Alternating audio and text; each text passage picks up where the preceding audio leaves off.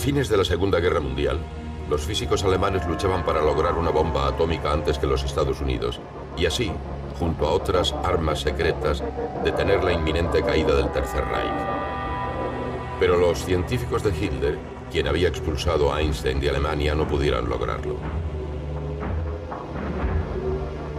Curiosamente, la Argentina, que se había mantenido neutral durante la guerra y gracias a eso acumulando grandes reservas, ahora importaba científicos y técnicos del extinto Tercer Reich. El objetivo era seguir trabajando en el desarrollo de la energía nuclear a las órdenes de un nuevo líder, el general Juan Domingo Perón.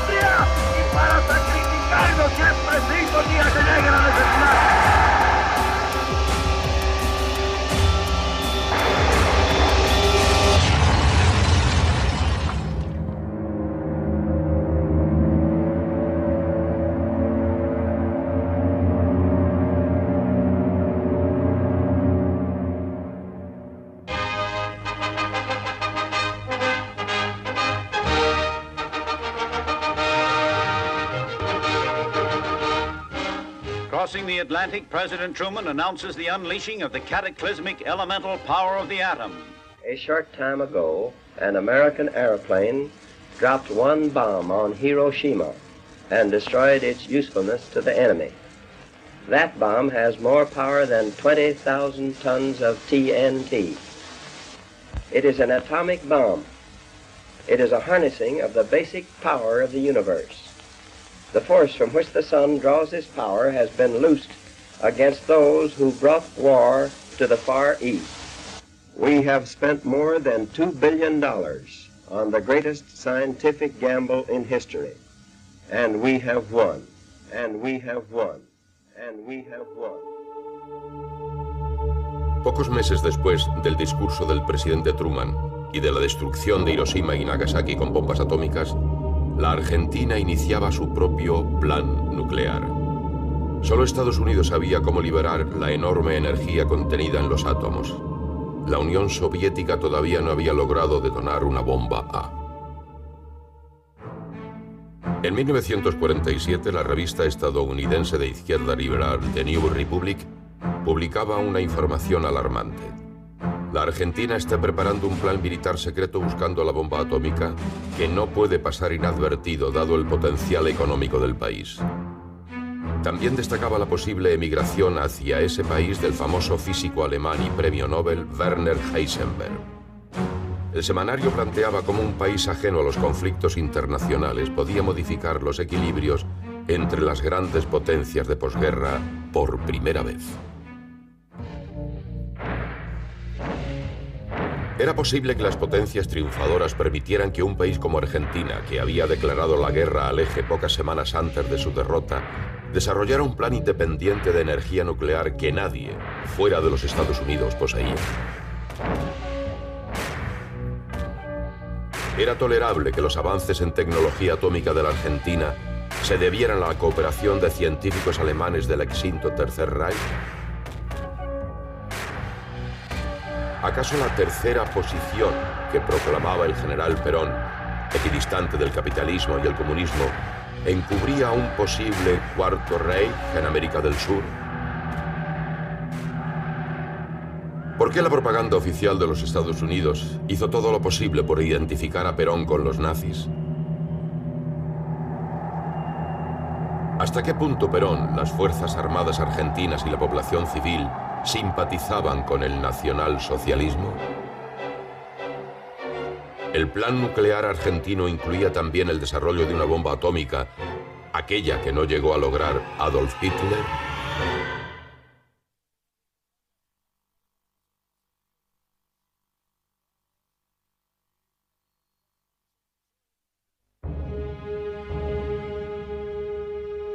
En la Navidad de 1947, el mayor Gallardo Valdez, agregado aeronáutico de la Embajada Argentina en Estocolmo, recibió un telegrama confidencial de sus superiores en Buenos Aires. En escuetas líneas se le ordenaba olvidar su destino inicial en la embajada en Moscú y se le indicaba viajar en misión secreta a Oslo, donde el cónsul argentino le entregaría a 3 ciudadanos alemanes a quienes debía trasladar a la Argentina con pasaportes falsos. El mayor Gallardo Valdez era antiperonista y se había rehusado a formar parte de la logia militar secreta GO, de la que Perón era uno de los jefes, pues consideraba que se trataba de una facción nazi. Sin embargo, a él se le encomendó la misión secreta. Después de la Guerra Mundial, Perón tenía un gran interés en los cerebros alemanes. Tenía un interés en técnicos, en profesores de universidades, en ingenieros. Y para ellos, la Argentina tenía una puerta abierta. Él fue muy activo, o su gobierno fue activo, en tratar de reclutar científicos e ingenieros alemanes para desarrollar fábricas argentinas de armamento y municiones. Eso es muy claro. Hasta podría darles los nombres, si quisiera, de unos 200 ingenieros alemanes que fueron traídos a un costo considerable para que participaran en diferentes actividades.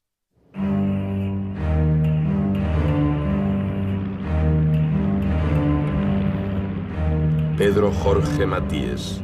Esta fue la nueva identidad de uno de los 3 ciudadanos trasladados, pero su verdadero nombre era Kurt Tank.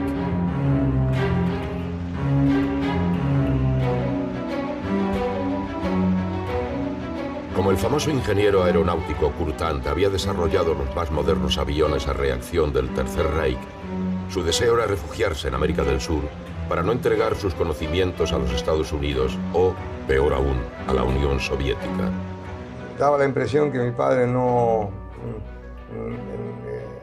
Era muy reciente el fin de la guerra y no tenía mucho ánimo de trabajar para los que habían sido los enemigos. Así fue como escapó de Alemania para iniciar su nueva vida en la Argentina, donde ansiosamente lo esperaba Juan Perón.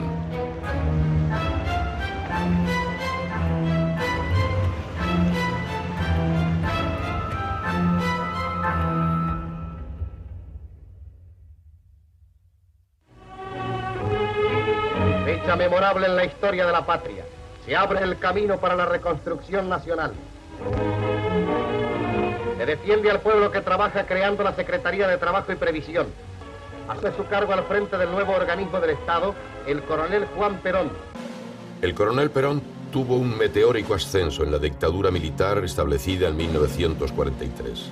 Desde la Secretaría de Trabajo pasó al Ministerio de Guerra y luego a la Vicepresidencia de la Nación.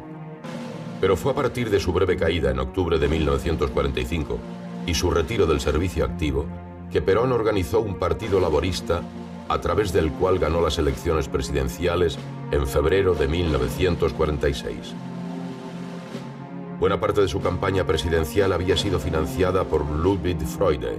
Freude ayudó también financieramente a la campaña electoral de Perón y quizás en otra forma también que no se conoce.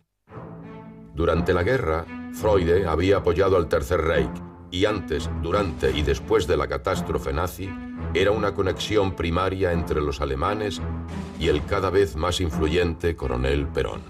Bueno, Ludwig Freude fue siempre la especie de representante del Partido Nacional Socialista Alemán y que tuvo un cargo, digamos, muy alto del nacionalsocialismo alemán acá. Apenas asumió el gobierno, Perón designó al frente del flamante Servicio de Inteligencia del Estado al hijo de Ludwig Freude, Rodolfo, quien también fue miembro de la Comisión Peralta, cuya tarea era facilitar refugio al peculiar flujo inmigratorio alemán de posguerra. Esta comisión dependía del jefe de la Dirección Nacional de Inmigraciones, un antisemita llamado Santiago Peralta. También participaban de la misma Juan Duarte, el hermano de Eva Perón y secretario privado del presidente, y el ex capitán de las SS, Jorge Alberto Carlos Fundner. Sugestivamente, Juan Duarte y Fundner dirigían la agencia de viajes Via Nord, creada para traer a los criminales de guerra refugiados en Suecia, Dinamarca y España. Los refugiados con frecuencia viajaban en los barcos del empresario naviero argentino Alberto Dodero, mecenas de Aristóteles Onassis y gran amigo del matrimonio Perón.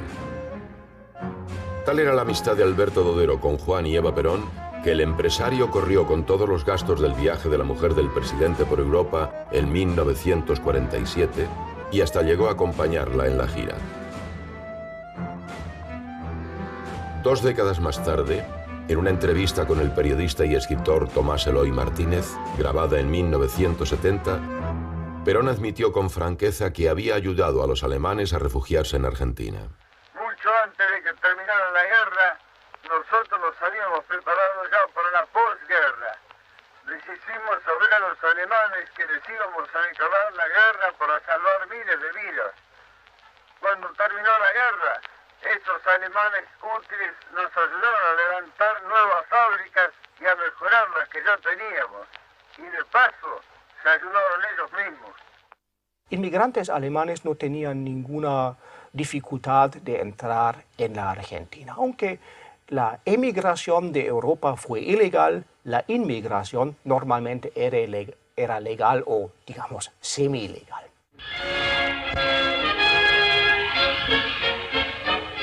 Con un acto de extraordinarias proporciones, los obreros de España despiden a la señora María Eva Duarte de Perón horas antes de su partida hacia Roma. En un gigantesco avión de la fama llega la esposa del presidente argentino y desciende en compañía del secretario privado del general Perón, señor Juan Duarte. La Plaza de San Pedro. Se va a llevar a cabo la audiencia concedida por el sumo pontífice a la esposa del presidente argentino. Acompañada por los altos dignatarios de la corte papal, atraviesa la logia de San Rafael con un solemne ceremonial de impresionante trascendencia. Durante la entrevista, Pío XII expresó su agradecimiento personal hacia la Argentina por la ayuda prestada por nuestro país a las naciones europeas azotadas por la guerra. En el Vaticano, Eva Perón fue recibida por el Papa Pío XII, quien le solicitó protección y refugio para los criminales de guerra nazi, amparados por la Comisión Pontificia de Asistencia, a la que conducía el austríaco obispo negro Alois Hudal, así llamado no por el color de su piel, sino por sus simpatías con el nazifascismo.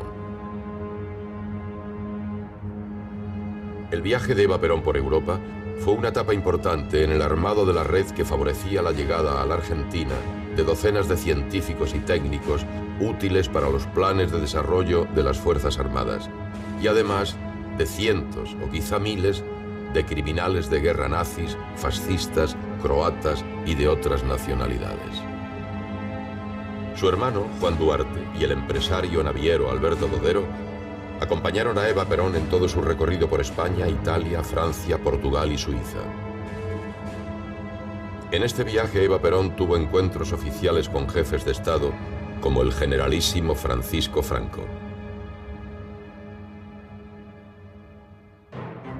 En un dossier publicado en 1947, el Departamento de Estado del Gobierno de los Estados Unidos denunciaba la transferencia fuera de Alemania de bienes de industriales y jerarcas nazis. Según este informe, a través de testaferros, los nazis abrieron cuentas bancarias secretas y unas 750 sociedades anónimas en varios países, entre los que se contaba la República Argentina, el país no europeo más amigo de Alemania. El agregado militar de los Estados Unidos en Roma, Vincent Lavista, quien seguía de cerca la fuga de nazis hacia Argentina, escribió un memorándum para el secretario de Estado George Marshall, donde revelaba que el Vaticano es la principal organización implicada en el movimiento ilegal de los nazis.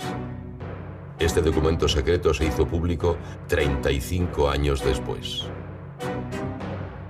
El Vaticano ayudó mucho a personas anticomunistas, colaboracionistas, fascistas, nacionalsocialistas que querían escapar.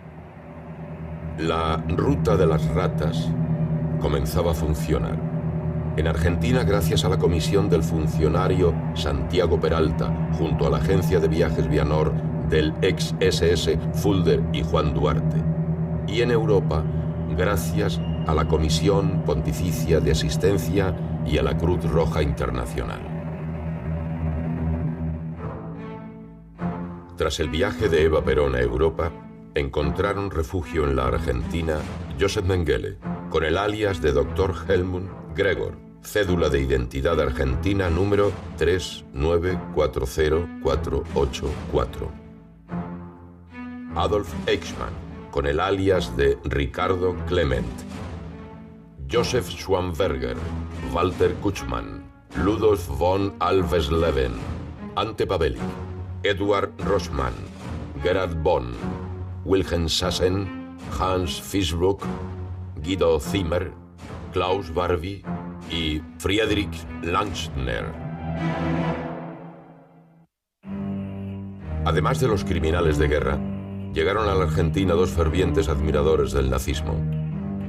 Hans Rudel, el más famoso piloto de Stuka y el militar más condecorado del Tercer Reich después del mariscal Goering, y Kurt Tank, el ingeniero aeronáutico que proyectó al caza alemán más eficaz de la Segunda Guerra Mundial, el Focke-Wulf 190. Tank vivió en Argentina con documento a nombre de Pedro Jorge Matíes. En general, la Argentina era muy digamos, amigable. Siempre hacía lo que era, venía de Alemania, a los alemanes, a los científicos alemanes, a lo que hizo Alemania, todo lo que el esfuerzo y todo el potencial técnico de Alemania siempre fue muy admirado por Perón.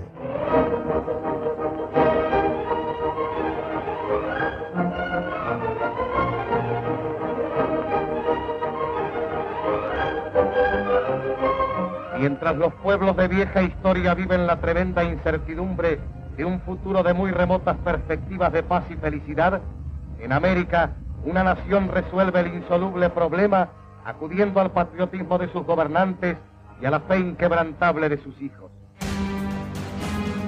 En enero de 1945, la dictadura militar, cuyo hombre fuerte era el coronel Perón, creó la Fuerza Aérea Argentina.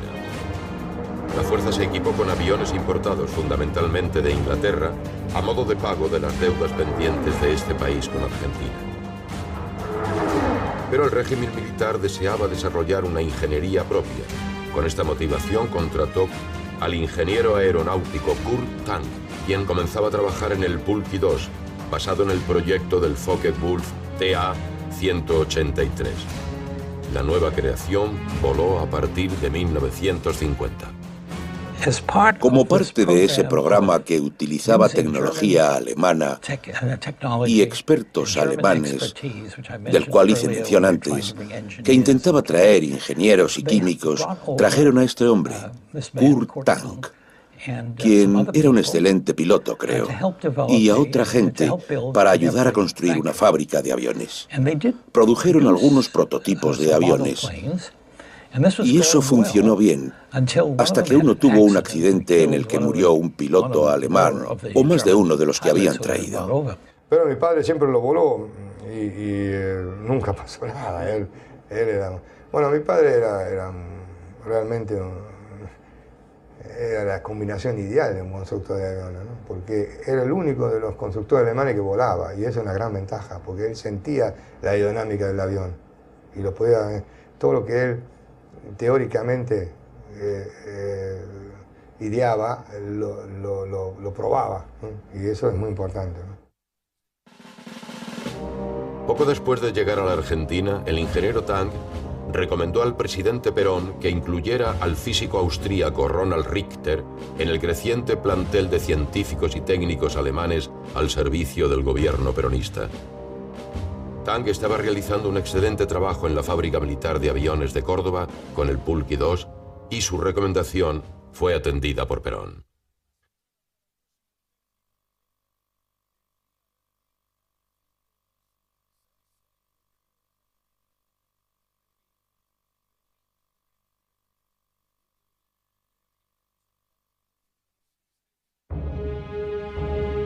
Nacido en Austria en 1909, Richter contó con su propio laboratorio antes de ingresar a la Universidad de Praga, de la que egresó en 1935.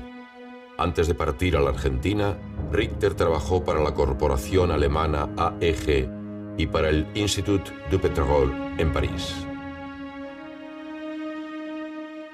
En mayo de 1948 hubo un primer contacto informal con Richter, que entonces se encontraba trabajando en París. Al mismo tiempo, Richter estaba en contacto con oficiales del ejército estadounidense que le ofrecían trabajo en su país. Cuando Alemania capituló frente a los aliados, Richter estaba trabajando en Berlín en un laboratorio propio que, curiosamente, había sido pagado por su acaudalado padre.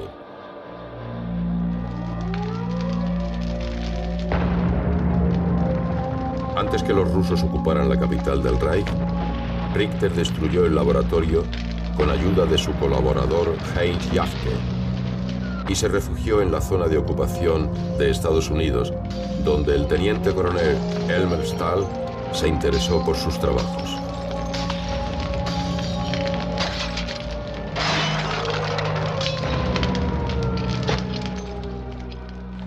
Der amerikanische Konsul, der mich einem strengen Verhör unterwarf, fragte mich, ob ich einen Sohn habe. Nein, ich habe eine Katze, sagte ich. Der Konsul erklärte mir, dass ich mit Katzen nicht reisen darf. Ich liebte sehr meine Katze Epsilon, so dass ich meine Absicht zu einer Reise nach den Vereinigten Staaten aufgab und stattdessen nach Argentinien ging. Ronald Richter es otra figura interesante, casi una figura de leyenda. Vino a la Argentina por intervención de Kurt Tank. Kurt Tank habló con Perón y habló de este personaje muy fascinante. Y Ronald Richter durante la guerra trabajó en diversos proyectos bélicos y tenía la idea de usar la energía nuclear. La recomendación del ingeniero Tang había resultado eficaz. Apenas una semana después de llegar a Buenos Aires, el 24 de agosto de 1948, el científico fue recibido en la Casa Rosada por el propio presidente Perón. Lo que Richter le vino a decir a Perón es que él tenía una forma de producir energía mediante el proceso de la fusión en forma controlada. La reunión tuvo lugar en el despacho presidencial y a ella asistieron, además de Perón y Richter, el ingeniero Tang y el secretario de la Aeronáutica Militar, el brigadier mayor César Ojeda. Ojeda me contó detalles y uno de los detalles me decía, yo no puedo juzgar porque no soy físico, pero que era muy convincente, era muy convincente. Richter, con aplomo y confianza en sí mismo, le explicó a Perón sus ideas sobre la utilización de la energía atómica. Perón no sabía nada de física, pero Richter sabía explicarse con metáforas didácticas. Ich schlage vor, eine winzige Sonne zu schöpfen. Die unendliche Energie der Sonne entsteht durch die thermonuklearen Vorgänge, die Wasserstoff als Brennstoff benutzen. Das in der Natur reichlich vorhandene Element. El Sol produce la energía que produce mediante este fenómeno que llamamos fusión. El combustible es básicamente hidrógeno y otros elementos livianos que son los más abundantes en la naturaleza, que al fusionarse desencadenan un proceso que después da lugar a mucha energía, mucha energía. Richter insistía en que las reacciones termonucleares de fusión brindarían energía virtualmente ilimitada y barata. Wir können unsere Arbeiten mit den Atomen mit denselben Verfahren welches die Amerikaner anwenden beginnen. Aber wir brauchen ungefähr 6.000 Millionen Dollar.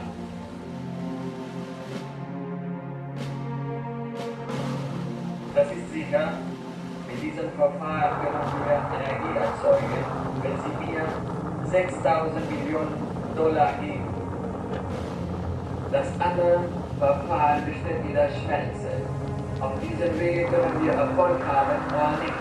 Man muss 2 oder 3 Sachen entdecken und wir können Erfolg haben oder nicht. Aber das können wir mit wenig Geld machen. Pensemos en la energía del sol, digamos. Realmente hace muchísimos años que el sol está irradiando, digamos, miles de millones de años, y va a seguir un tanto más. Y es mucha la energía que irradia el sol. Bastó aquel primer encuentro con Perón para que Richter se instalara en Córdoba junto a Tank, pero con un laboratorio propio. El proyecto atómico estaba en marcha.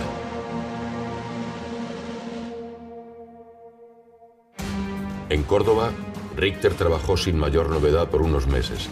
En Villa del Lago, entre las modestas sierras cordobesas, se había establecido gracias a Perón una pequeña comunidad de alemanes e italianos, casi todos expertos en aeronáutica, incluidos los pilotos Behrens y el más famoso Rudel. Pero Richter guardaba distancia del resto y no se sentía parte del grupo de técnicos aeronáuticos.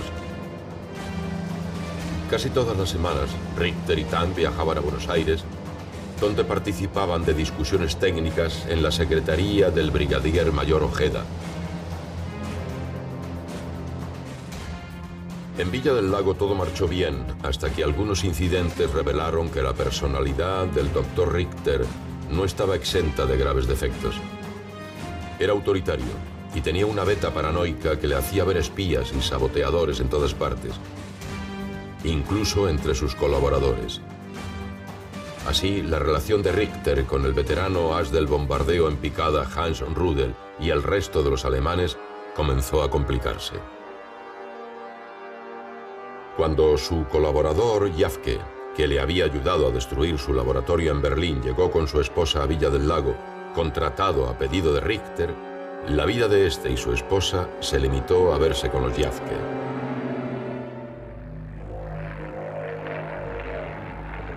No había un buen clima humano en torno al líder del proyecto atómico argentino, a punto tal que Hans Rudel, ante la sorpresa de sus amigos nazis Behrens, Mildebrandt y Kallenbach, llegó a proponer que Jafke habría que atarle una bomba debajo del auto.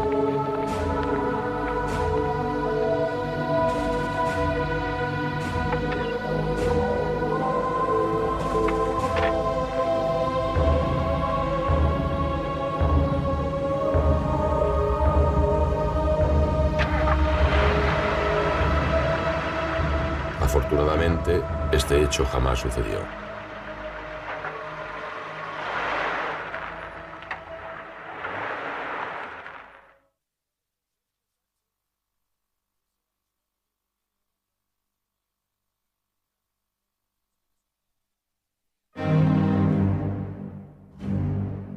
A principios de 1949 se produjo un incendio en el laboratorio de Richter que, de acuerdo a la investigación policial, fue causado por un cortocircuito. Sin embargo, el físico lo interpretó como un acto de sabotaje. Debido a esto, el episodio dio lugar a la intervención de la Policía Federal, algo que molestó a las autoridades aeronáuticas.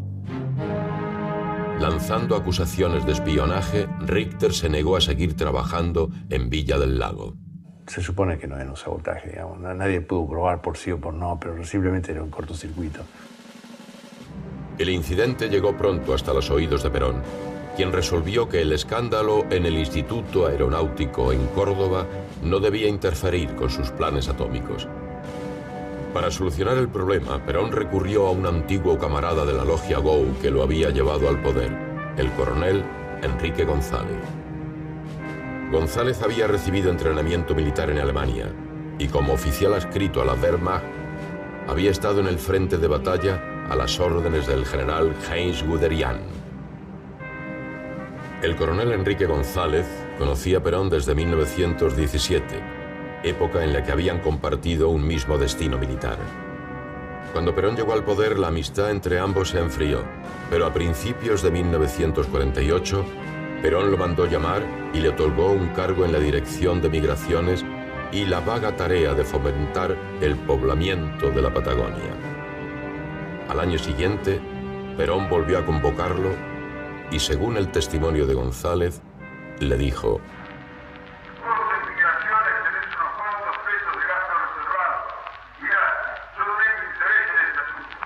Entonces Perón lo informó acerca del plan secreto para obtener energía nuclear de fusión y los problemas que tenía con Richter.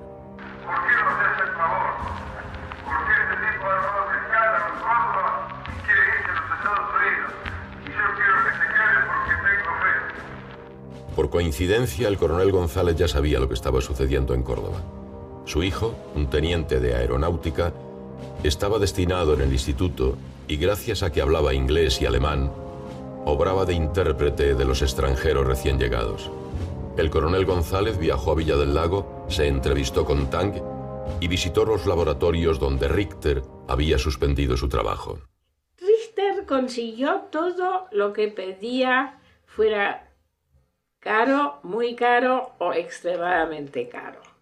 Perón deseaba que Richter trabajara en libertad y con todos los medios necesarios.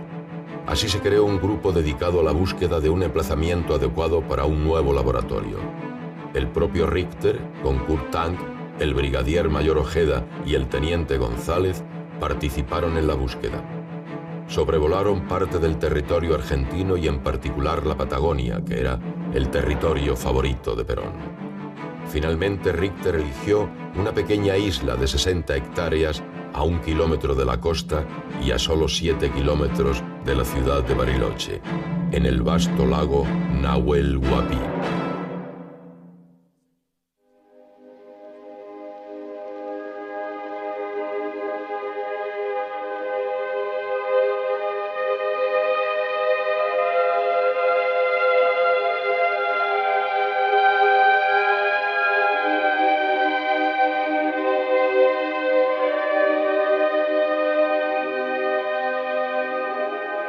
Reichlich reines frisches Wasser zur Abkühlung, keinen Staub, der die Apparate und Instrumente stören könnte, und einen Ort, wo man geheime Arbeiten hüten kann. Ese lugar era la isla Huemul.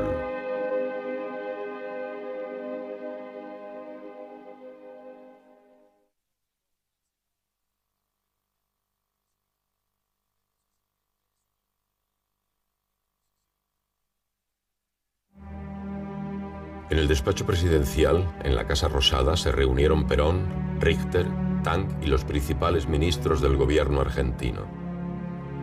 También participó de la conferencia August Siebrecht, un empresario alemán que había sido expulsado de Chile en marzo de 1945, acusado de espiar a favor del Tercer Reich y acogido por Perón como asesor y colaborador en la búsqueda de científicos y técnicos alemanes para la Argentina.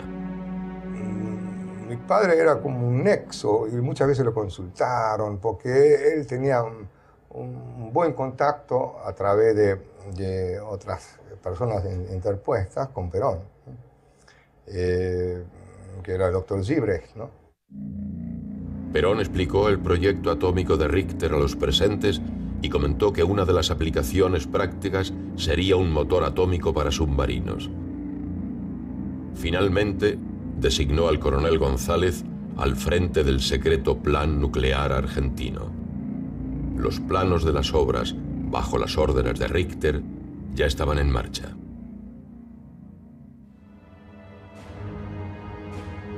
El 21 de julio de 1949 llegaron las primeras máquinas a la isla Huemul.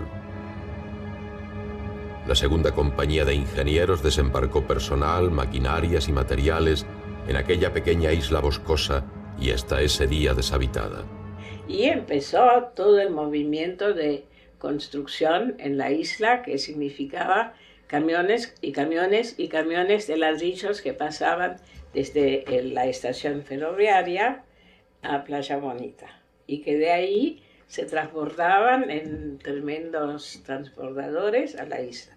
Trabajaban día y noche ahí en el proyecto, en turnos cerrados, prácticamente no descansaban nunca.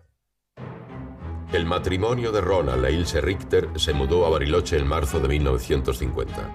A los pocos días, Richter obtuvo, gracias a Perón, la Carta de Ciudadanía, a pesar de no contar con 2 años de residencia en el país, como marca la ley.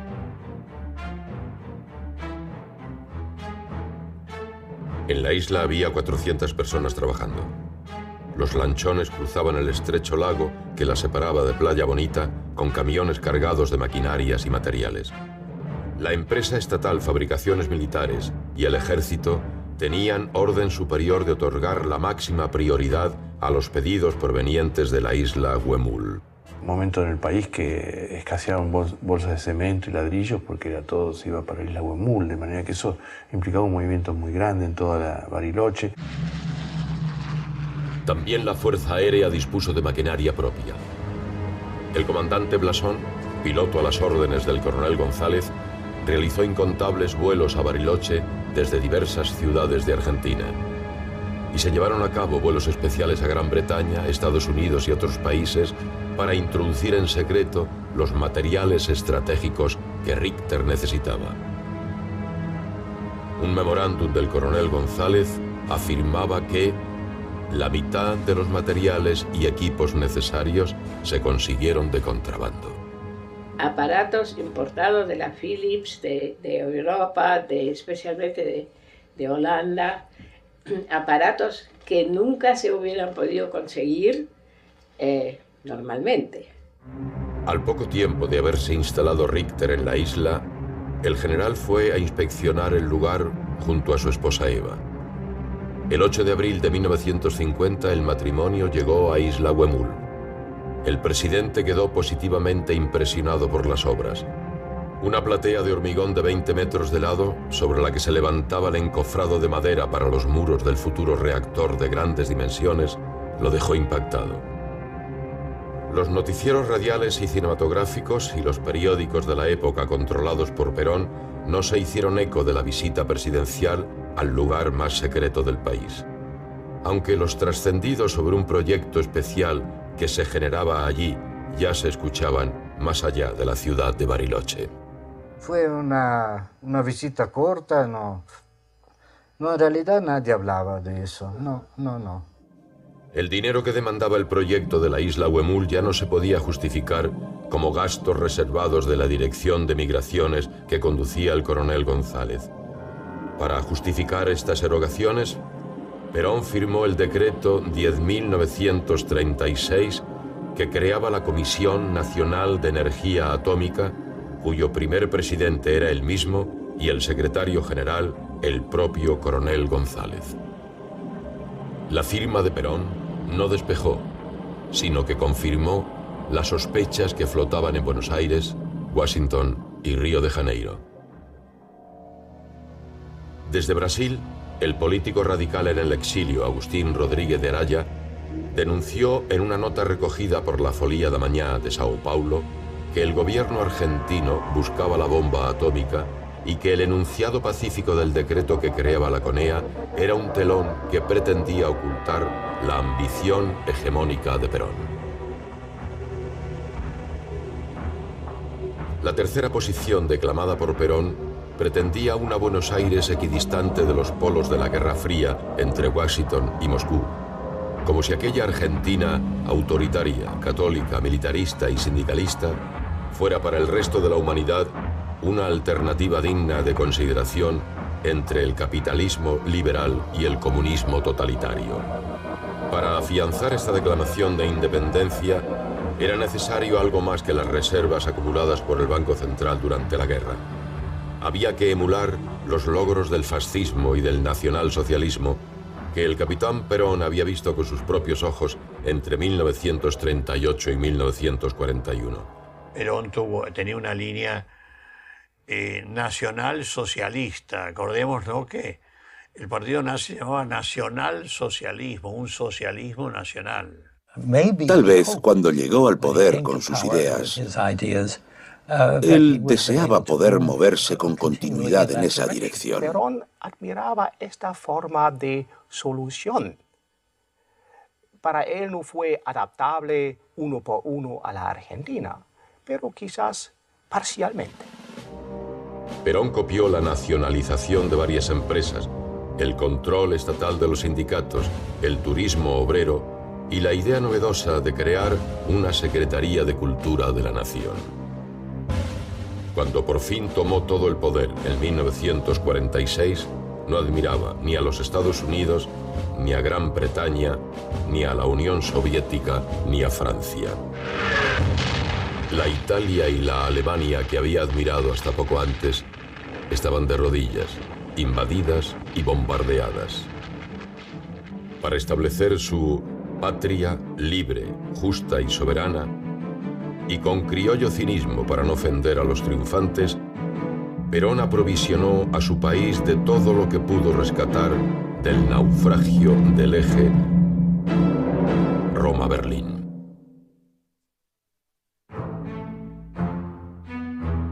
La mayor parte de los militares que gobernaban con Perón a la Argentina se habían identificado a tal punto con lo germánico que, pese a la destrucción de Europa y los horrores del Holocausto, declararon la guerra a Alemania unas semanas antes de la derrota y solo por ser aliada del Japón, para que así la díscola argentina fuera admitida en la Conferencia de San Francisco que creó las Naciones Unidas. En este país, en la Segunda Guerra Mundial, yo me acuerdo, hubo mucho argentino a favor del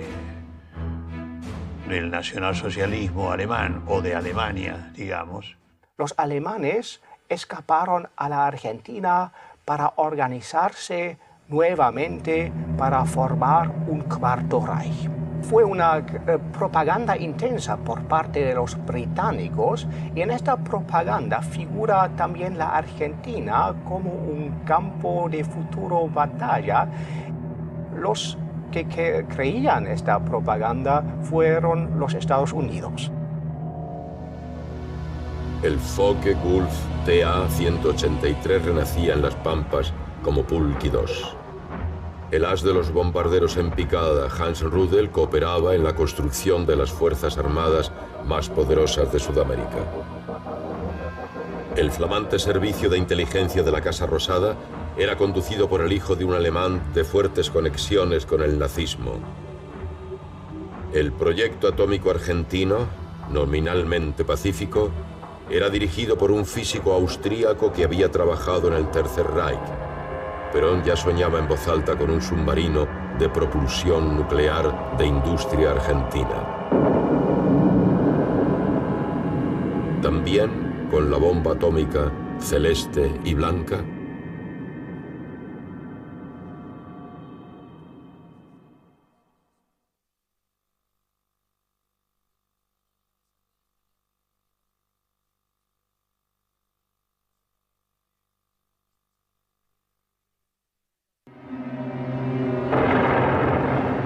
La posición principal del gobierno Irigoyen fue la neutralidad.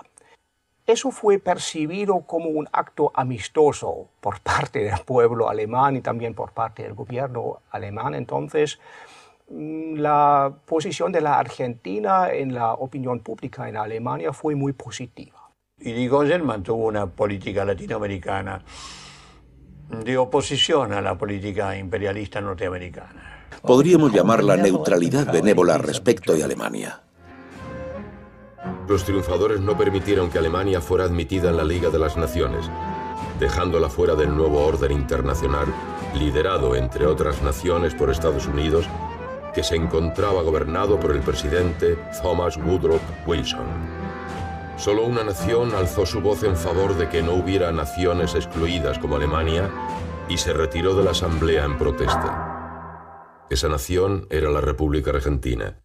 Y cuando accidentalmente un diputado en el Reichstag, en el Parlamento alemán, mencionó el nombre de Irigoyen, todos los diputados se pusieron a pie y aplaudieron al presidente argentino. Entonces, ese presidente fue realmente popular en Alemania. Pero todos estos méritos no fueron suficientes para evitar que el más germanófilo de los generales argentinos, José Félix Uriburu, lo derrocara durante su segunda presidencia en septiembre de 1930. Entre los jóvenes oficiales que apoyaron a Uriburu estaba el capitán Juan Domingo Perón, quien 16 años después, paradójicamente, llegaría a la presidencia de la nación gracias al voto popular.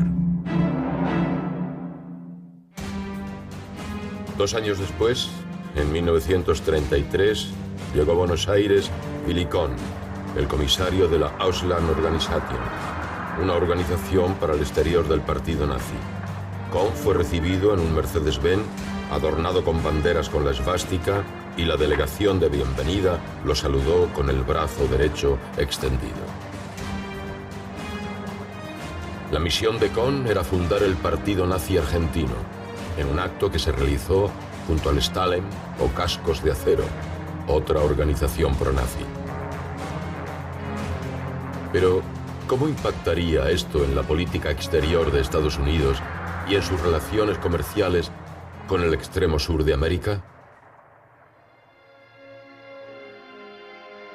La preocupación norteamericana no se centró únicamente en la posición comercial de la Argentina. La penetración nazi en el país austral generó un nuevo foco de conflicto y temor.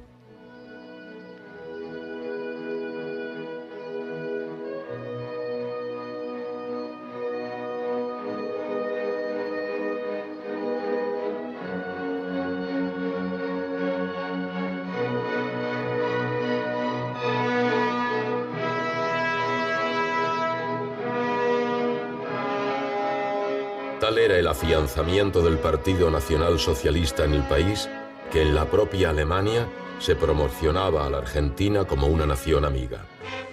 So wie in Argentinien, wo sich die Landesgruppe aus kleinsten Anfängen heraus bereits Reifung entwickelte, ist heute im Ausland auf allen Gebieten der Politik, Kultur und Wirtschaft lebendiges Zentrum die Landesgruppe der Auslandsorganisation der Partei.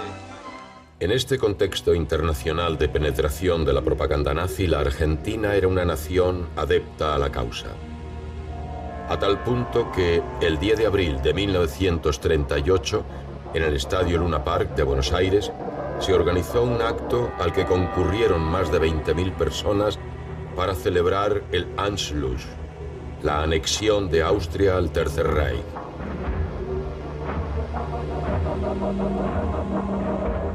Fue la demostración pública más importante que realizó el nacionalsocialismo fuera de Alemania. El principal orador del acto fue el jefe del partido nazi en Argentina, Alfred Müller. Yo fui con mi madre. Mi padre estaba en el podio dando los discursos. Quizás en ese momento dijeron todos con el mismo ideal, con la misma idea política, que no era así tampoco. La Segunda Guerra Mundial va a ser mucho más complicada. Por el asunto del nazismo, por el asunto del racismo, por el asunto también de la colonia judía acá, a la cual había que tener en cuenta.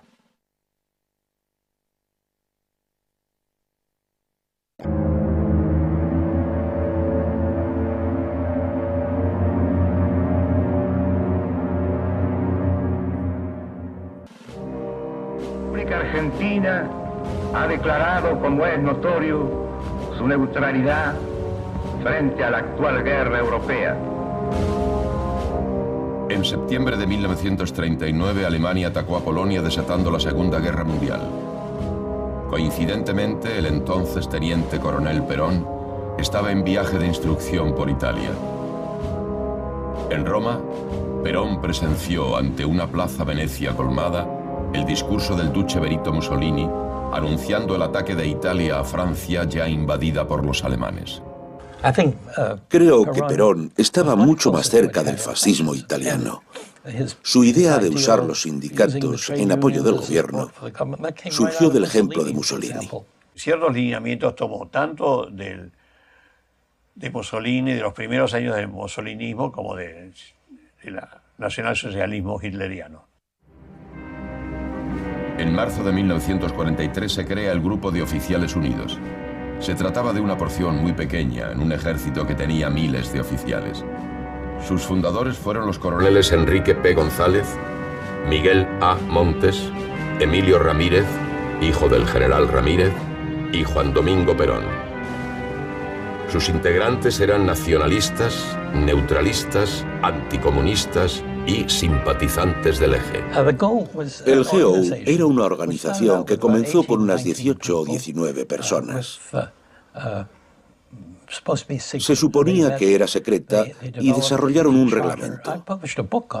Yo publiqué un libro sobre esto con todos los documentos. Tenía un reglamento que en una de sus declaraciones decía que ninguno debería tratar de usarla para perseguir aspiraciones políticas. Una condición interesante. En el proceso de tratar de expandirse, cada miembro era alentado a reclutar a otros. Era una organización celular. Cada uno de estos miembros tenía un número. El número 6, por ejemplo, era Juan Carlos Montes. Él debía reclutar a otros. Por eso lo conocían a él, pero no a los otros. Era lo que se llama una organización celular. Cuando el gobierno de Castillo comienza a ceder ante las presiones de los Estados Unidos, los generales Ramírez y Farrell mantenían fluidas conexiones con el GO, organización que, junto con esos oficiales, tomó el gobierno por la fuerza en el golpe de Estado perpetrado en 1943, conformando un gobierno pro-nazi y anticomunista. En el Ministerio de Relaciones Exteriores en Berlín, este golpe vino como sorpresa. Pero la embajada alemana en Buenos Aires tenía un fondo, tenía dinero para fomentar la neutralidad argentina. Y usó este fondo. No se sabe muy bien cómo, pero usó este fondo. El bloqueo y la presión de Washington se acrecentaron. Acorralado por esto, en enero de 1944, el general Ramírez dispuso romper relaciones diplomáticas con Berlín y Tokio. La Argentina fue percibido como casi un país enemigo. Y los Estados Unidos actuaron con presiones, embargos, boicot y entrega de armas a Brasil. La presión militar de Washington fue tal que cerca del final del Tercer Reich, la dictadura de Farrell y Perón tuvo que declarar el 27 de marzo la guerra a Alemania. Y lo hizo a través de un decreto firmado por el propio Perón. Aunque fue una declaración que no quería nada, que no quería nadie, y si se ve el decreto en su formulación, es algo realmente raro. No se declaraba la guerra a Alemania porque Alemania es un país enemigo en contra de la civilización, sino solamente porque Alemania es un aliado del Japón. Eso es todo. Eso realmente no es una razón para una guerra, pero eso es la formulación del propio decreto de la declaración de guerra con la firma, por ejemplo, de Juan Perón.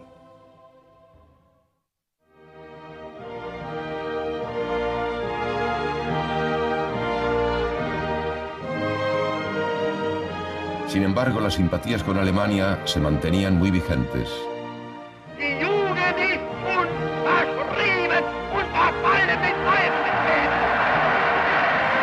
En el final de la guerra, se prohibió que las radios y los diarios de Buenos Aires publicaran la frase «Cayó Berlín». Los calendarios argentinos parecían funcionar al revés que en el resto del mundo, y la pesadilla de un cuarto Reich seguía flotando sobre la Argentina.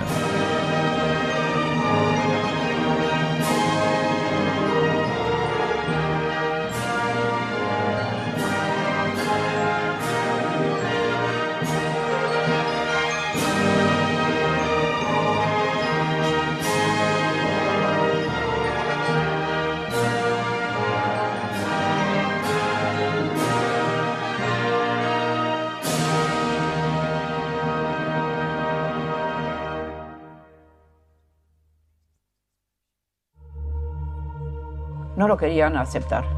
No, se hacían como que no podía ser. Siempre, hasta el último momento, se esperaba esa bomba B2 que Hitler prometía continuamente que iba a salvar la situación. No se quería aceptar la situación, inclusive después de la caída. Era nuestro ideal ser algo en el mundo, ¿no? El honor de la Argentina estaba en juego si se volvía en contra de Alemania. Era como un golpe al rival agonizante. Por el otro lado, tengo que reconocer que no conocíamos otra cosa tampoco. Mucha juventud, hijos de alemanes ya nacidos en la Argentina, fueron durante la guerra a luchar por Alemania y muchos de ellos murieron. A mediados de 1945, el coronel Perón se había convertido en el militar más influyente y poderoso de la Argentina. El gobierno de los Estados Unidos fue totalmente en contra de Perón. Ese embajador Braden, sí, fue muy famoso en aquel entonces, pero fracasaron. Entonces empezó un tiempo de embargo y boicot, una enemistad casi entre los Estados Unidos y la Argentina.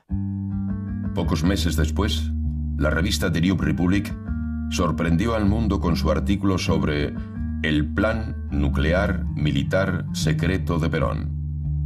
En rigor se trataba de un plan de desarrollo científico nuclear que había sido desarrollado por el prestigioso doctor Enrique Gaviola, por entonces el presidente de la Asociación de Físicos Argentinos y director del Observatorio Astronómico de Córdoba. El físico argentino había estudiado en Berlín durante los años 20, donde fue alumno de gigantes de la física como Einstein, Courant, Bohr y Planck. El artículo fue escrito por William Missel y acusaba a los físicos argentinos de querer fabricar una bomba atómica para el dictador Perón y demás, un montón de cosas. Muy alejado de eso, porque Gaviola justamente era totalmente antiperonista, digamos, estaba totalmente divorciado del gobierno y él estaba apuntando a otra cosa. Toda la buena intención que llevaba el proyecto de Gaviola encontró su fin por la presión británica y norteamericana, pero más aún por el propio gobierno argentino, cuando el Poder Ejecutivo no dio su aprobación al proyecto. Perón le dio la espalda. Sin embargo, el flamante presidente de la Argentina tenía su propio proyecto atómico secreto. Richter consiguió, en una sola entrevista con Perón, contar con un apoyo infinitamente superior al que hubiera podido contar, o el que pedía o buscaba Gaviola.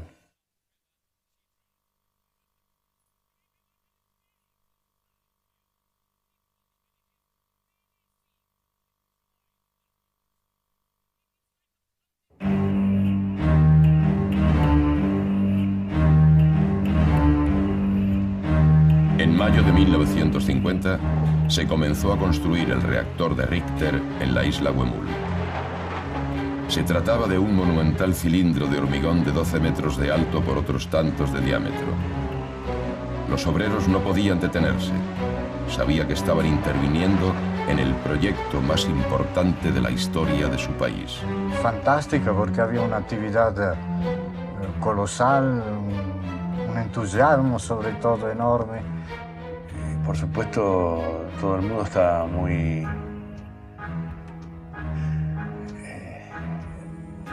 atento, digamos, a todo esto que estaba pasando, porque el movimiento era muy grande.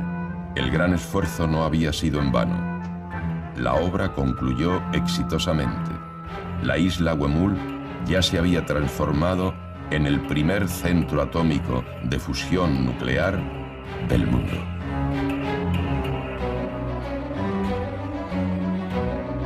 El complejo atómico en la isla Huemul estaba compuesto por el Laboratorio 1, donde se construyó el reactor grande, el Laboratorio 2, donde Richter realizaba sus experimentos, el Laboratorio 3, que funcionaba como depósito, el Laboratorio 4, sin utilización, la usina eléctrica, la casa de Richter, un laboratorio de fotografía y el puesto de la guardia. En junio se retiró el encofrado y Richter y su equipo vieron la estructura externa del reactor ya terminada. Minucioso, el austríaco fijó su atención en los 15 caños radiales de hierro de 2 pulgadas que atravesaban el hormigón hacia la cámara interior. Y como había observado en otro lugar de la isla unos caños de fibrocemento de 20 centímetros de diámetro, sin dar mayores explicaciones, dijo: Es ist notwendig, die Eisenrohre durch Asbestzement zu ersetzen. Todos quedaron estupefactos. Se le explicó que era imposible, pues los caños de hierro estaban embutidos en el hormigón, a lo que Richter respondió: Da müsste man den ganzen Zylinder abreißen. Primero hizo un enorme cilindro exterior, adentro de este edificio. Y después empezó a agrietarse. Entonces lo hizo demoler todo. Y él, cuando hizo construir este enorme reactor de 12 metros de altura por 12 metros de diámetro, y cuando terminó todo el hormigonado ese, porque había una pequeña falla, una pequeña fisura que no le hacía para nada, dijo que había que tirar todo abajo. Era como para realmente correr el riesgo de que la gente alrededor de él empezara a pensar de que era loco.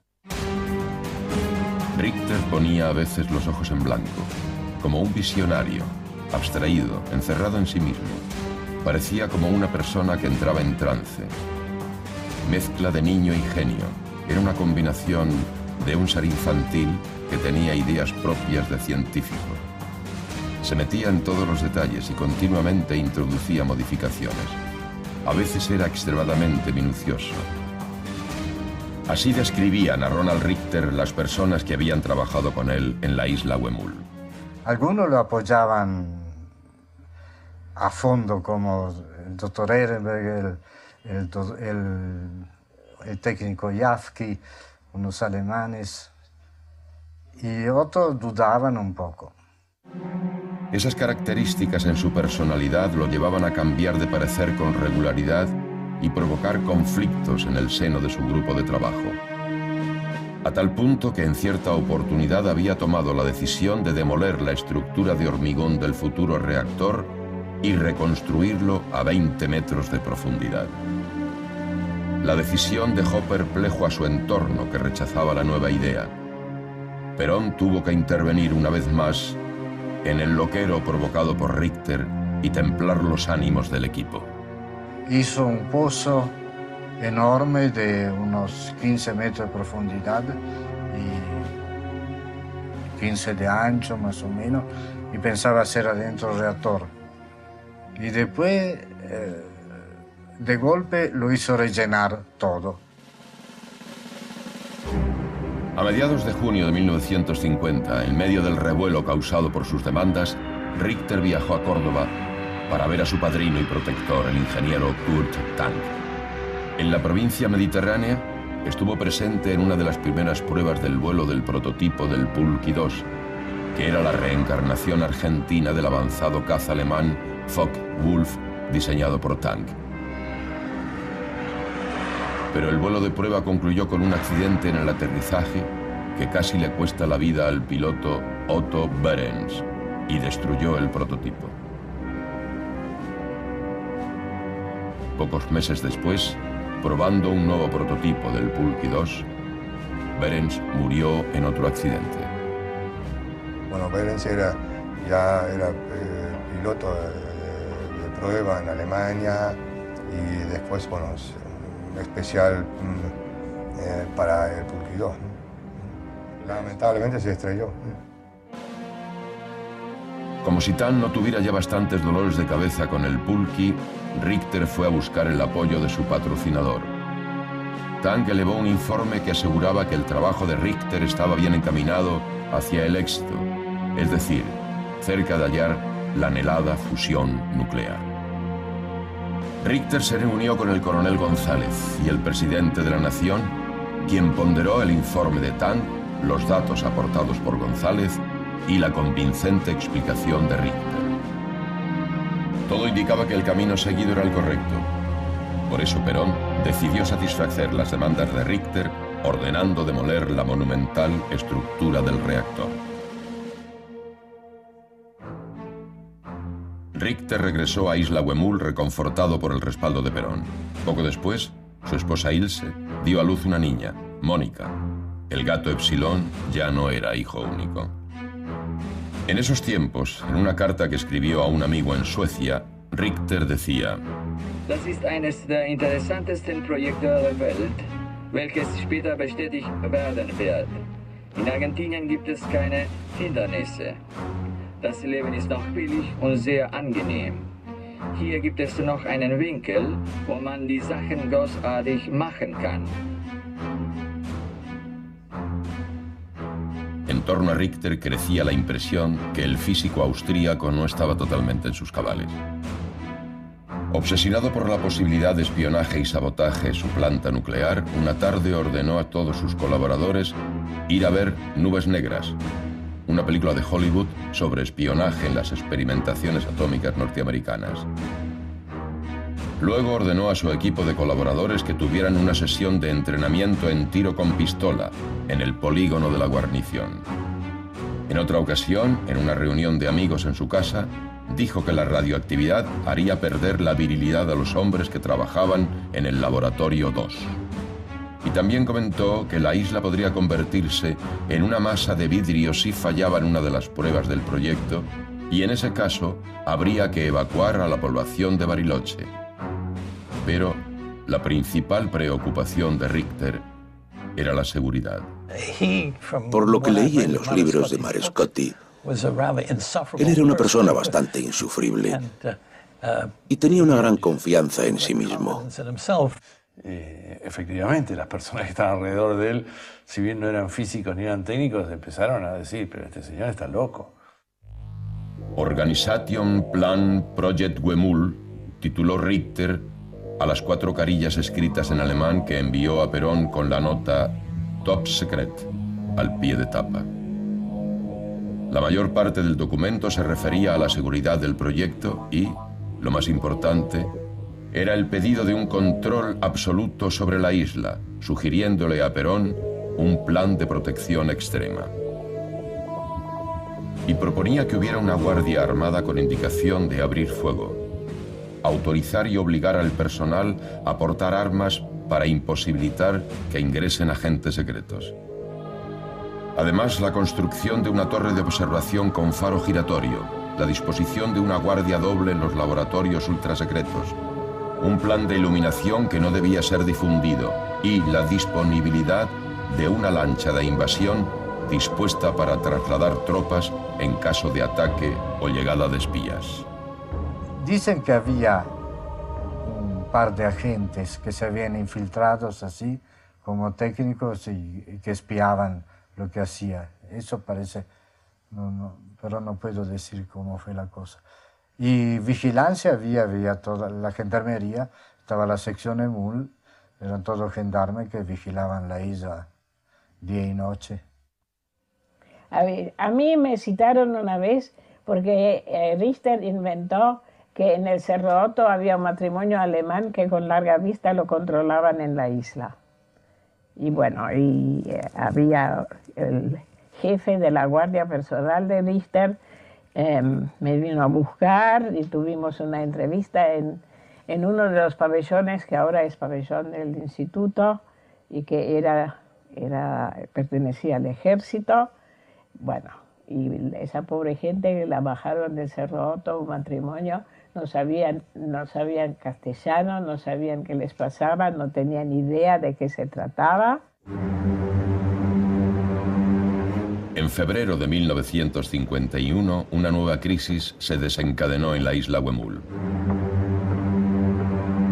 Quizás la más grotesca de todas. La magnitud de la misma obligó a Perón a intervenir, una vez más, para evitar que su proyecto termonuclear estallara.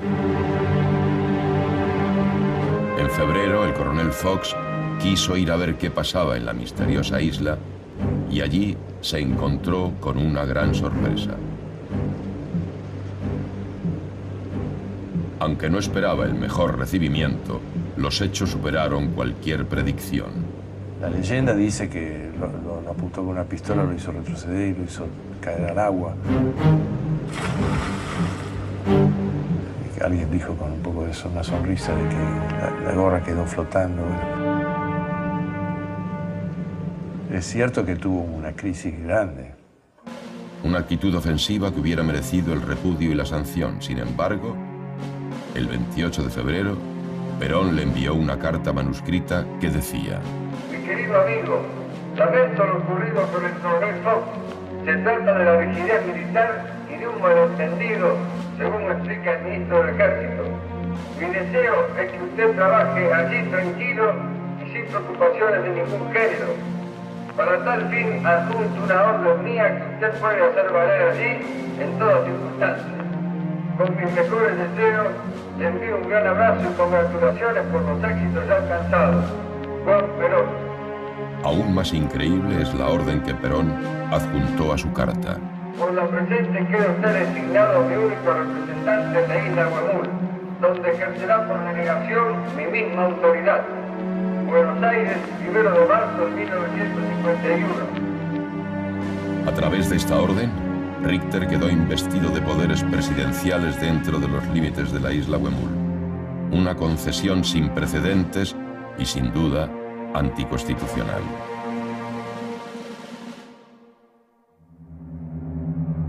Sin embargo, y a pesar del férreo sostén desde la Casa Rosada, la situación estaba llegando a un punto límite. La ansiedad comenzaba a alterar los ánimos. Se debían obtener resultados en el corto plazo. Finalmente la noticia llegó. Era el informe más esperado por Perón. Una causa de Estado en la que el presidente había apostado todo y aún más. El 16 de febrero de 1951, en la distante isla Huemul, en la Patagonia argentina, se realizaba la primera fusión nuclear controlada de la historia, según el científico austríaco Ronald Richter. Con admirable sincronismo con el logro termonuclear, en febrero de 1951, el ingeniero Kurt Tank y su equipo presentaron a Perón el último prototipo del Pulqui 2, que voló con éxito sobre el aeropuerto de Buenos Aires. El general Perón observa las características de este formidable aparato, en cuya construcción se han aplicado las más recientes experiencias de la aviación moderna. Es un avión de caza del tipo monoplaza, dotado de una potentísima planta motriz que le permite alcanzar velocidades superiores a los 1000 kilómetros por hora.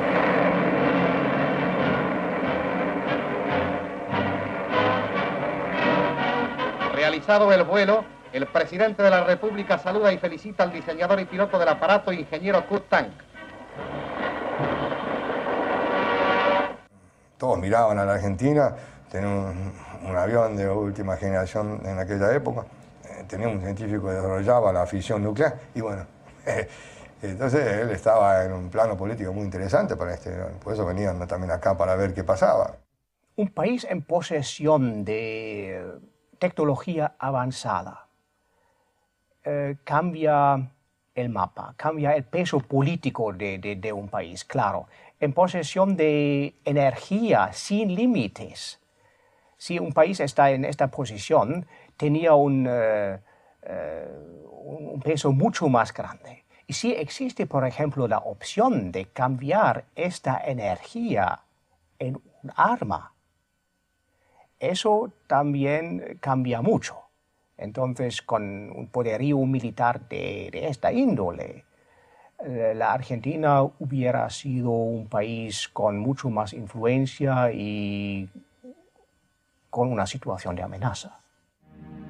En 1950, Juan Domingo Perón alcanzó el pináculo de su poderío y popularidad. Las grandes reservas acumuladas durante la Segunda Guerra Mundial por el país ya se habían casi agotado, pero gracias a ello reinaba en el pueblo el optimismo y nadie pensaba en la crisis económica que se avecinaba. Eva Perón también estaba en el cenit de su fama y poderío, pero en su cuerpo se engendraba un tumor maligno que 1 año y medio más tarde terminaría con su vida.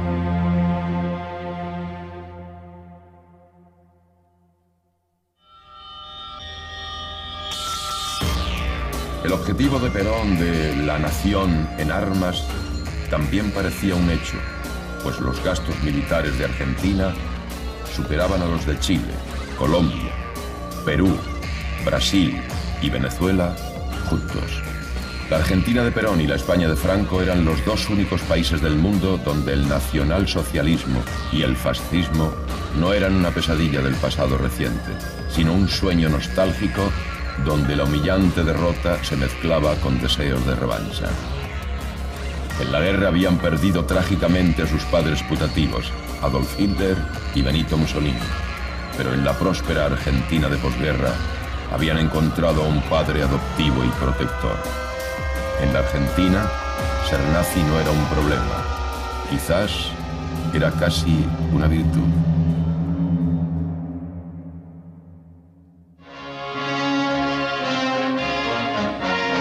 Would the atom bomb be the answer to the Chinese hordes? President Truman said that it was under consideration. On his word alone rested the decision to unleash this awful force. Mientras las dos grandes potencias de la segunda posguerra competían en la carrera atómica al calor de la Guerra Fría, el sábado 24 de marzo de 1951, el mundo se enteró que la Argentina había entrado al club nuclear por la puerta grande, con un experimento de fusión controlada. Habían pasado solo 2 años y medio del día en que desembarcó la primera máquina topadora para comenzar las obras en la isla Huemul. En estos momentos hacen su aparición el excelentísimo señor presidente de la Nación, general Juan Perón, el sabio que ha efectuado los trabajos sobre energía atómica, profesor doctor Ronald Richter, autoridades, jefes y oficiales de las Fuerzas Armadas.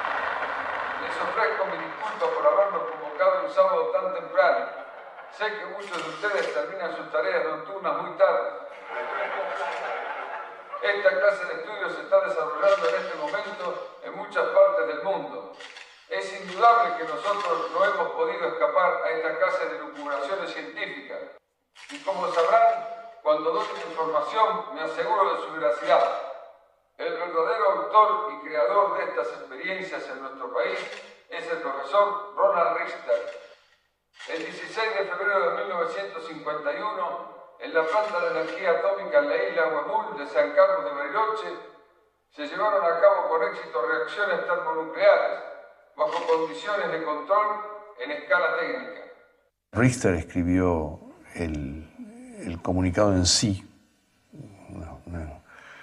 un párrafo relativamente escueto y algo oscuro, digamos. Dice el 16 de febrero de 1951, en la isla Huemul se ha logrado producir una reacción de fusión termonuclear bajo condiciones de control. Como era de esperar, el anuncio causó revuelo en la prensa de todo el mundo y desató innumerables especulaciones. En ese sentido, un cable de la agencia France Press planteaba la inquietud de los especialistas de la política norteamericana sobre la posibilidad que la Argentina rompa a su favor el desequilibrio de fuerzas en esa parte del hemisferio en caso de llegar a producir en vasta escala productos atómicos. Es un nuevo sistema. Se trata, como dice el doctor Richter, de encender soles artificiales en la Tierra. Ich halte es für wichtig zu behaupten, dass dies nicht eine Kopie des Auslandes ist. Es ist ein ganz rein argentinisches Projekt. Für Ausländer sowie für uns wird es etwas ganz Neues sein. Und ich möchte betonen, dass, wenn der Präsident der Nation es nicht unterstützt hätte, die Ausführung unmöglich gewesen wäre. Das Projekt wurde ausgeführt von einer Gruppe von Personen, welche täglich in großer Gefahr standen. Und die Gefahr wächst täglich. Die Lage ist wirklich aufsehenerregend. Was den Amerikanern jetzt gelingt mit der Explosion der Wasserstoffbombe, wurde in Argentinien schon in den Laboratorien und unter Kontrolle ausgeführt. La Comisión de Energía Atómica de los Estados Unidos rehusó comentar el anuncio argentino. Diversos funcionarios y expertos en temas nucleares manifestaron incredulidad y sospecha. Sin embargo, Algunos medios norteamericanos planteaban la inquietud que generaba la Argentina a partir de su descubrimiento científico. Aunque los más prestigiosos físicos del mundo descreían de la gran noticia espetada por Perón. Quien estaba a cargo de la presidencia de la Comisión de Energía Atómica, que se llamaba Gordon Dean, estuvo muy preocupado unos cuantos días por el tema y quería a toda costa mandar a algún emisario para que hablara con Perón y se enterara de qué era lo que estaba pasando. En medio de estas repercusiones y conjeturas, y a 4 días del anuncio, el 28 de marzo, en el Salón Blanco de la Casa Rosada, se realizó un acto homenaje a Ronald Richter en el que Perón le entregó la más alta condecoración de la Argentina peronista. Ronald Richter fue nombrado doctor honoris causa de la Universidad de Buenos Aires frente a las miradas embelesadas de Eva Perón e Ilse Richter. En el Salón Blanco de la Casa de Gobierno, el sabio profesor Ronald Richter es objeto de las más merecidas distinciones con motivo de los extraordinarios trabajos que realizara logrando la liberación controlada de la energía atómica. El primer magistrado impone al doctor Richter las insignias de la medalla peronista a la lealtad. Al entregaros esta medalla, dice el presidente Perón, os ofrecemos nuestra amistad, nuestra gratitud y nuestro cariño, persuadidos de que sabréis honrarla y ennoblecerla. Con palabras del sabio termina la significativa ceremonia.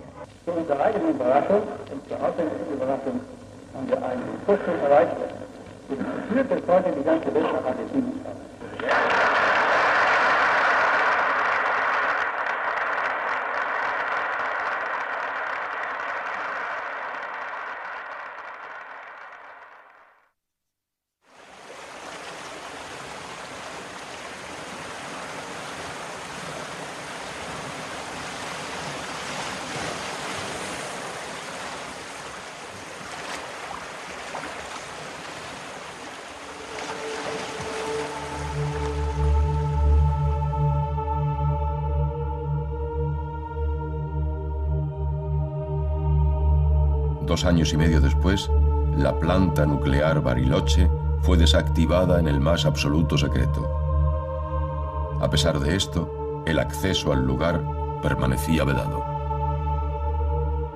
Durante el verano de 1953, los potentes reflectores propios de un campo de concentración seguían encendidos todas las noches. Sin información, lugareños y turistas aún creían que la isla continuaba operativa. El doctor Ronald Richter desapareció silenciosamente de Bariloche en esos días y no volvió nunca más.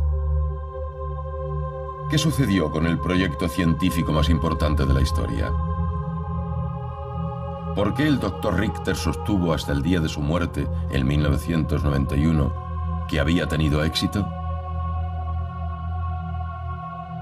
¿Por qué siempre se habló del misterio o secreto de la isla Huemul?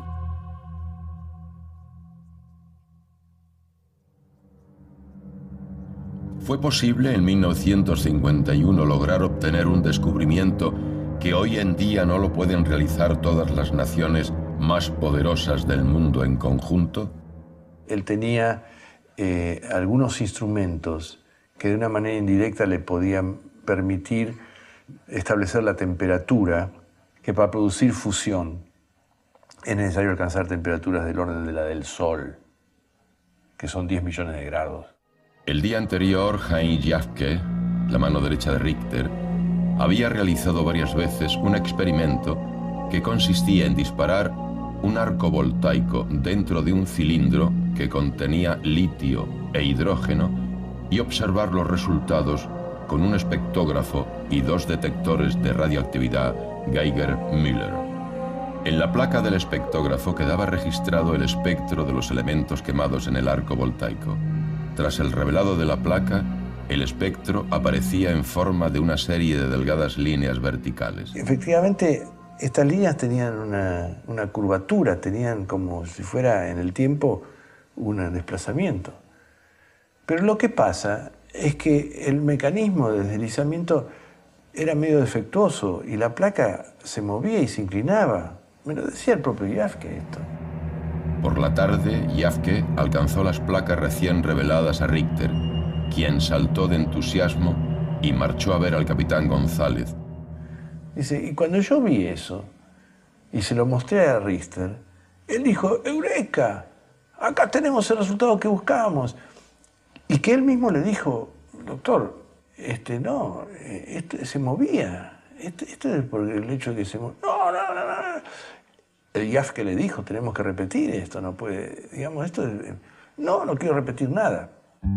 Después de adjudicarse el éxito en la fusión termonuclear controlada, Richter tuvo una serie de problemas por los que nunca pudo poner en práctica el uso de la energía atómica durante todo 1951. La presión del coronel González, quien seguía a cargo del proyecto, llegó a su punto límite en una tormentosa reunión que se llevó a cabo en febrero de 1952. Ante las preguntas del coronel, Richter se ofuscó de forma tal que lo insultó en alemán. Richter me dijo a mí en alemán que total, aquí todo el mundo eran monos sentados en palmera que no sabían otra cosa que mover la cola. Y yo no le iba a decir eso a González. Bueno, yo insisto en que usted palabra por palabra le traduzca lo que yo acabo de decir. Entonces yo lo miré a González y dije, el doctor insiste en que yo le diga palabra por palabra lo que acaba de decir. Bueno, y después de eso González se levantó y cerró la puerta de un golpe. Y fue lo último que le faltaba a González para hablar con Perón que esta cosa no andaba. Ante esto, González volvió a Buenos Aires, se reunió con Perón, le planteó todas sus denuncias sobre Richter y ofreció su renuncia. En marzo de 1952, Perón nombró al capitán de fragata y aviador naval Pedro Iraola-Goitía en el lugar del coronel González. En su primer viaje a la isla, Iraola-Goitía concluyó terminante: el doctor Richter está loco. Eso me lo contó Iraola-Goitía directamente, ¿no? Así que eso no tiene... Es una cosa de loco. Dice que lo hizo tirar al suelo y disparó así una forma remota, digamos, una explosión. Y dice, y rompió toda la puerta del laboratorio. Y escribió en el registrador energía atómica.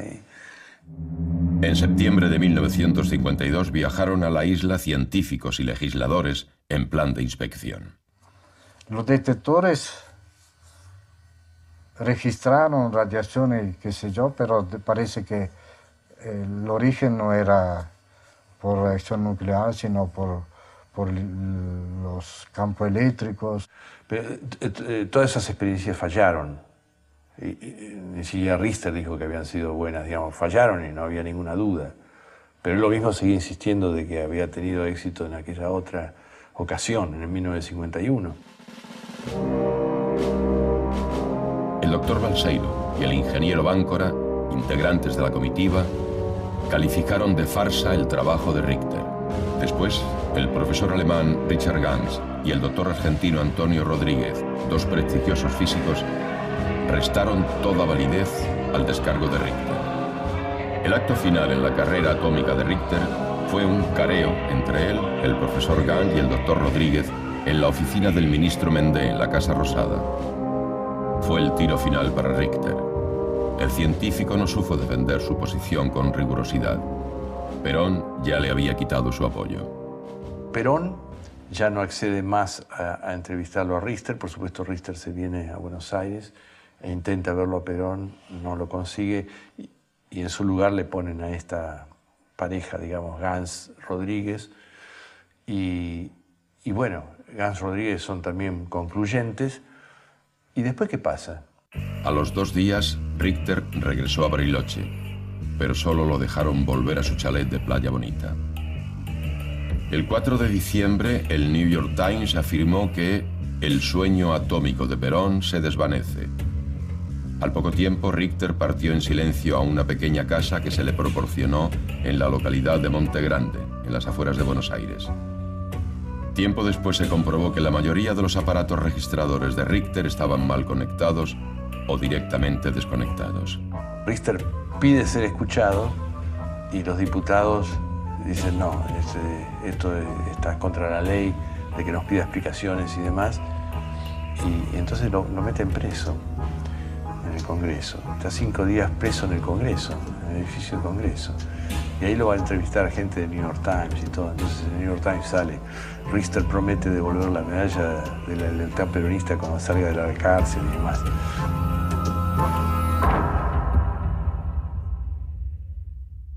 Su vida continuó en su casa en las afueras de Buenos Aires, donde vivió, sin ocupación alguna, el resto de su vida hasta su muerte en 1991.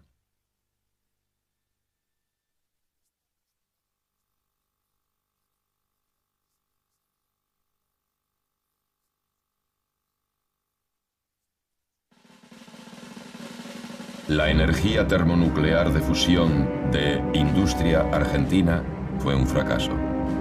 Perón había depositado su confianza y su buena fe en el proyecto, pero cometió graves errores. Mi convicción es que Perón estaba bien intencionado y que por supuesto estaba totalmente convencido de que esto era cierto, pero no se cercioró, no buscó la evaluación que en este caso merecería por parte de evaluadores independientes, etc., ¿no? Eso es un error.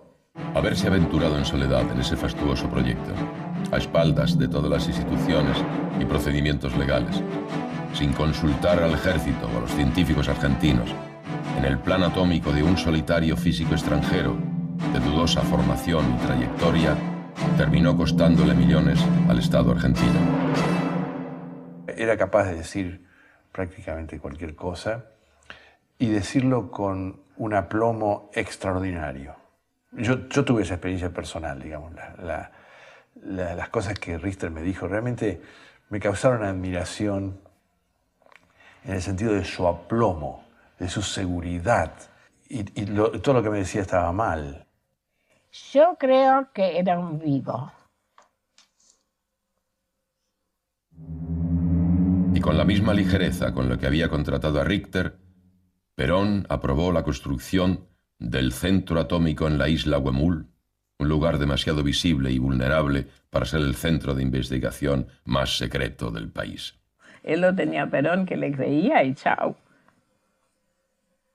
También el sueño de la pujante industria aeronáutica importada del Tercer Reich culminó solo en excelentes prototipos que nunca llegaron a fabricarse en serie.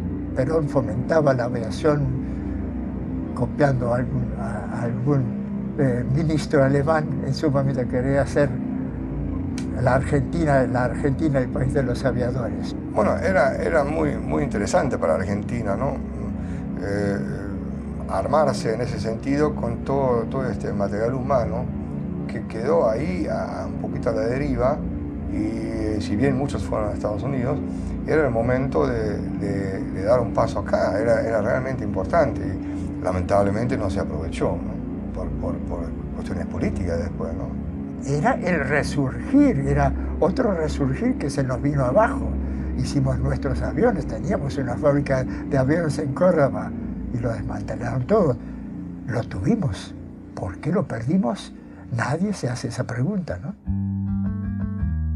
Lo cierto es que 60 años después de la fusión en escala técnica de Huemul, en Cadarache, a poca distancia de Marsella, en el año 2010, comenzará a funcionar el International Thermonuclear Experimental Reactor, tarea que demandó un cuarto de siglo de investigación, inversión económica y trabajo de los mayores especialistas del mundo. Eso va a ser el futuro de la humanidad, la fusión, porque no hace falta ni uranio, ni petróleo, ni nada, solamente agua. Teóricamente tendríamos una fuente inagotable de energía, relativamente limpia, relativamente ecológica, digamos. En el 58 vino de Suiza el doctor Gerholm y dio una charla en el centro atómico y como primera cosa dio un homenaje a Richter diciendo que era el primer científico en el mundo que había pensado en hacer eso y que gracias a ello despertó el interés. Ahora en varios países están estudiando eso. Es la solución para el futuro, pero realmente para el futuro. ciertamente resultó ser muchísimo más difícil de lo que se pensaba. El Cuarto Reich en Argentina era un sueño inconmensurable en el inconsciente de los militares prusianos argentinos. Cuando el nacionalsocialismo y el fascismo cayeron en Europa, encontraron eco en la supuesta colonia más brillante de España y renacieron en un nuevo sistema político unipersonal como aquellos, el peronismo. En su último discurso al pueblo, Perón perdió los estribos y declamó que cualquier argentino podía matar a cualquiera que intentara alterar el orden. Con las mismas palabras del 45, aquel que en cualquier lugar intente alterar el orden en contra de las autoridades constituidas o en contra de la ley o la Constitución puede ser muerto por cualquier argentino. Y cuando uno de los nuestros caiga, caerán 5 de los ellos. Su afirmación hizo pensar a la gente si realmente estaba bajo control, si era algo que un presidente debería hacer, alentar a la gente para que mate a otra gente, si había pasado de la raya, y allí perdió el apoyo de los militares. Hay una conexión directa entre ese comportamiento y lo que pasó con su apoyo militar. 2 semanas después, aun cuando la gente que se levantó era una minoría, los otros pensaban, no vamos a apoyar a esta persona. Pero el Cuarto Reich en Argentina fracasó.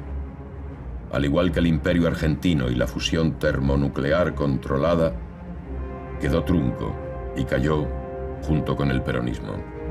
Bueno, yo creo que Perón, si hubiera llegado a ser un Estado potente, hubiera tratado de competir con Estados Unidos y de haber ganado a Latinoamérica.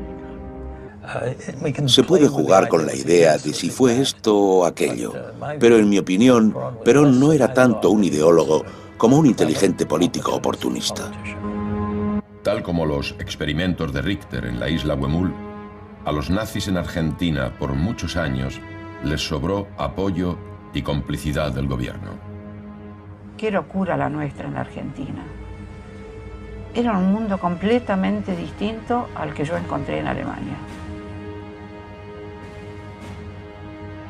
Un coronel con mucho orgullo nos habló que siempre el ejército argentino, hasta la Segunda Guerra Mundial, hasta la terminación de la Segunda Guerra Mundial, usó el casco alemán. Y en el Museo Argentino hoy se muestra el casco con la cruz esvástica, con todo orgullo, sin ningún problema, cosa que sería imposible en la Alemania actual. Los tiempos modernos encontraron al país sin un Cuarto Reich instaurado como alguna vez se imaginó, pero muchos de sus oscuros fines e ideales se fueron llevando a cabo, con mayor o menor sutileza. En la década del 90, se cometieron en Buenos Aires los 2 atentados terroristas antisemitas más graves de la historia del Nuevo Mundo.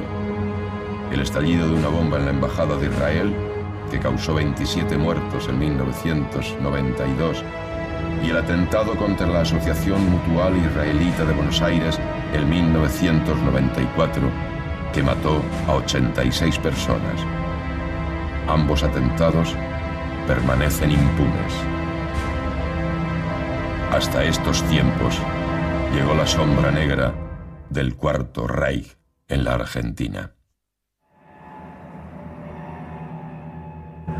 Veo que estas terribles cosas tienen sus raíces en la historia del país, en las tradiciones, en las hostilidades, en la incapacidad de construir una sociedad en la cual se toleran las diferencias. Es decir, está mejor ahora que en ese momento, pero estas tienen para mí raíces históricas y hasta cierto punto podría ser que el modelo nazi encajase o haya tenido cierta influencia, pero no hay que mirar siempre afuera para explicar estas trágicas cosas que han tenido lugar en el país.